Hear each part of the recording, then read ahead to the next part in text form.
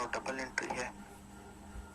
अगर हम ये कहें कि सारी जो फाइनेंशियल अकाउंटिंग है वो इस सिंपल आइडिया के ऊपर मुश्तमिल है तो गलत नहीं होगा।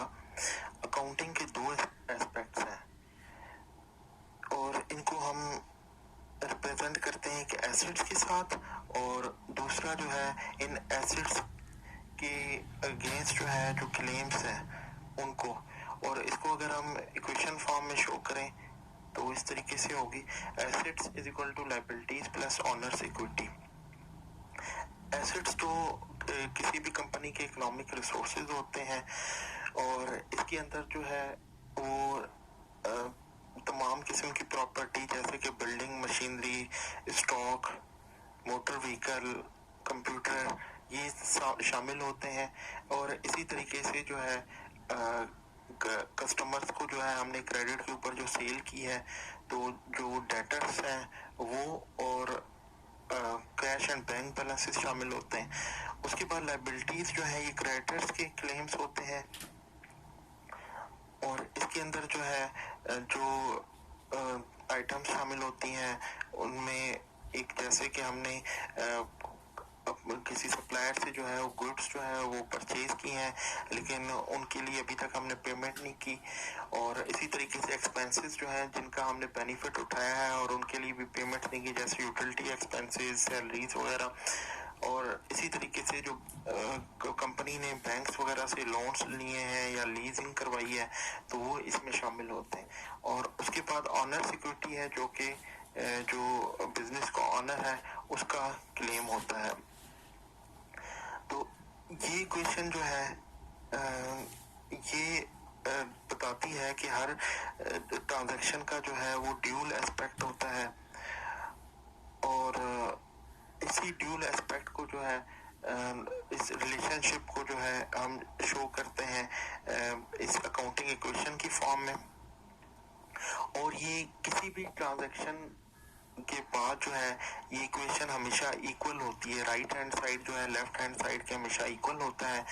फॉर एग्जांपल कि एसेट्स में इंक्रीज की वजह से उसकी करस्पॉन्डिंग जो है लायबिलिटीज या इक्विटीज में इंक्रीज आएगा या जो है डिक्रीज भी हो सकता है। और इसको जो है एक एग्जांपल्स के साथ भी समझते हैं। फॉर एग्जांपल अगर हमने परचेज किया है फर्नीचर कंपनी के लिए क्रेडिट के ऊपर तो हमारा जो फर्नीचर या एसेट अकाउंट है वो इंक्रीज होगा और इसी तरीके से लायबिलिटीज भी इंक्रीज होगी क्योंकि वो हमने क्रेडिट के ऊपर खरीदा है, उसके लिए हमने अभी अपने जो सप्लायर है उसको पेमेंट नहीं की तो वो जो है हमारा इनकी लायबिलिटीज भी इसकी वजह से इंक्रीज होंगी।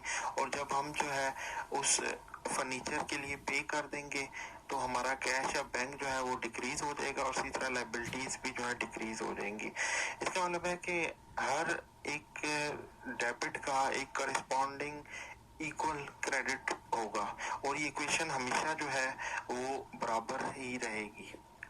राइट साइड हमेशा लेफ्ट साइड की जो है इक्वल रहेगी। उसके बाद नेक्स्ट कंसेप्ट है हमारा अकाउंटिंग पीरियड का। बिजनेस या कंपनी जो है वो सालों के ऊपर जो है उसका लाइफ साइकिल जो है लाइफ जो है मुहित होती है और लाइफ को जो है हम शॉर्ट अकाउंटिंग पीरियड्स के अंदर जो है ना वो डिवाइड कर लेते हैं। ये अकाउंटिंग पीरियड जो है एक रेगुलर इंटरवल के साथ जो है एक इक्वल लेंथ के साथ जो है ना वो आते हैं। और ये इसका डिवीजन जो है इसका मकसद ये होता है कि हमने कंपनी की परफॉर्मेंस मेजरमेंट करनी है कि आया जो है हमारी कंपनी जो है अच्छा परफॉर्म कर रही है या बुरा परफॉर्म कर रही है। तो ये हम परफॉर्मेंस मेजरमेंट जो है वो फाइनेंशियल स्टेटमेंट जो है वो प्रिपेयर करेंगे और ये जो है ना यूजुअली जो है 1 साल के लिए जो है ना बनाई जाती है। हमारा अकाउंटिंग पीरियड जो है वो यूजुअली 1 साल के ऊपर जो है वो मुश्तमिल होता है। और इस फाइनेंशियल स्टेटमेंट के अंदर जो है हम इनकम स्टेटमेंट और बैलेंस शीट बनाते हैं। इनकम स्टेटमेंट जो है ना हमें एक स्पेसिफिक अकाउंटिंग ईयर का जो है वो प्रॉफिट या लॉस जो है ना वो बताती है और बैलेंस शीट जो है हमें एक किसी स्पेसिफिक डेट के ऊपर जो कि ईयर एंड का जो है वो लास्ट डे होता है उसके ऊपर हमें कंपनी की जो है वो फाइनेंशियल पोजीशन जो है बताती है। उसके बाद जो है हमारा नेक्स्ट कंसेप्ट जो है एक्रूवल का है, इसको हम मैचिंग कंसेप्ट भी कहते हैं। ये कंसेप्ट जो है, ये प्रिंसिपल हमें बताता है कि जो इनकम है और उस इनकम को जनरेट करने के लिए जो उसका मैचिंग या करस्पॉन्डिंग एक्सपेंस हुआ है, उसको हमने सेम फाइनेंशियल पीरियड के अंदर बुक करना है। जैसा कि फॉर एग्जांपल हमारा जो है वो हमने 5000 यूनिट्स जो हैं वो बना के सेल किए हैं। अब मैचिंग कंसेप्ट कहता है कि आपने इतने ही यूनिट्स की जो कॉस्ट या एक्सपेंस है वो उसमें से लेस करना है। फॉर एग्जांपल हमने जो है वो यूनिट्स तो बनाए थे, 7000 बनाए थे, लेकिन अब हम जो है सेल 5000 यूनिट्स की की है, तो उसमें से 7000 यूनिट्स की कॉस्ट हम लेस नहीं करेंगे। हमने जितने यूनिट्स सेल किए हैं उतने ही यूनिट्स की कॉस्ट जो है उसमें से हम लेस करेंगे और वो 5000 यूनिट्स बनते हैं। बाकी आपको पता है कि बाकी जो है ना क्लोजिंग स्टॉक में हमारे रह जाते हैं। हमने 7000 यूनिट्स तो प्रोड्यूस किए हैं, बाकी जो आपने कॉस्ट ऑफ सेल्स का ब्रेकअप देखा होगा, उसके अंदर जो है ना हम लेस क्लोजिंग स्टॉक करते हैं। तो जो हमारे यूनिट्स बिक नहीं सके वो हमारे क्लोजिंग स्टॉक के अंदर जो है ना आ जाते हैं, और जो आउटर कॉलम में जो कॉस्ट आ जाती है वो उतने ही यूनिट्स की आ जाती है जितने यूनिट्स हमने सेल किए हैं, मतलब कि 5000 यूनिट्स। तो मैचिंग कंसेप्ट कहता है कि आपने जो है ना जितने यूनिट्स जो है वो बनाए हैं, बना के सेल किए, उन्हीं की मैचिंग जो एक्सपेंस है ना वो आपने जो है ना इसमें से लेस करना है। ये प्रिंसिपल हमें ये भी बताता है कि जो रेवेन्यूज और एक्सपेंसेस हैं वो आपने जिस पीरियड से रेलेवेंट है उसी पीरियड के अंदर जो है ना ये आपने बुक करने हैं। बेशक जो है ना इनकी जो रिसीव हुए हैं या पे हुए हैं वो उसके बाद हुए हैं। फॉर एग्जांपल के एक्सपेंसेस जैसे कि हमारे यूटिलिटीज के एक्सपेंसेस हैं, इलेक्ट्रिसिटी है, गैस है।